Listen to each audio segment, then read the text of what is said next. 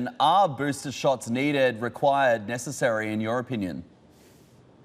So I think you're going to have to really take a careful look at the data. And, we've always, during this pandemic, insisted that the science should lead policy decisions.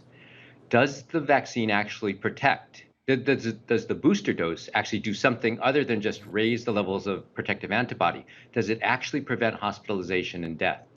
The data are very thin. There's the one study from Israel.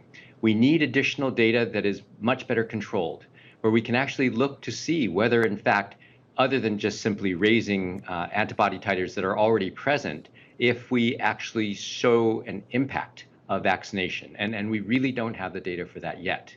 It may be coming. It may be coming very shortly.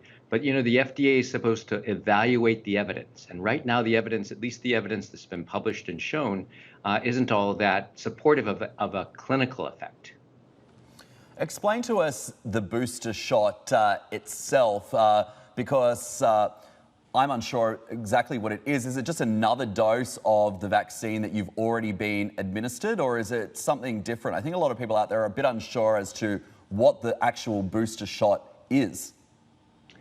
So that is a great question. So traditionally, when we give a booster shot, we give you a shot of the same thing that you got originally. So when you get a tetanus booster, say you step on a dirty nail and you go to the emergency room and they give you a tetanus booster, they're giving you a similar vaccine to the one that you got originally for tetanus. With COVID, again, what the data that the FDA have are around the third dose of the Pfizer vaccine. So they first got 2 doses and then they got a third dose.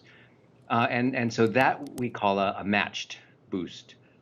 Other people are exploring, and this is much more experimental, the use of mixed boosters. So if you got the Moderna vaccine, you might get the Johnson & Johnson vaccine as your booster.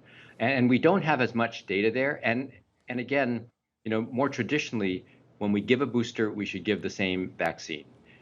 Other people are saying, and actually I've done research on mixing different kinds of vaccines, and sometimes the responses are better, and sometimes you're surprised. And so in this case, again, it's better to follow the science.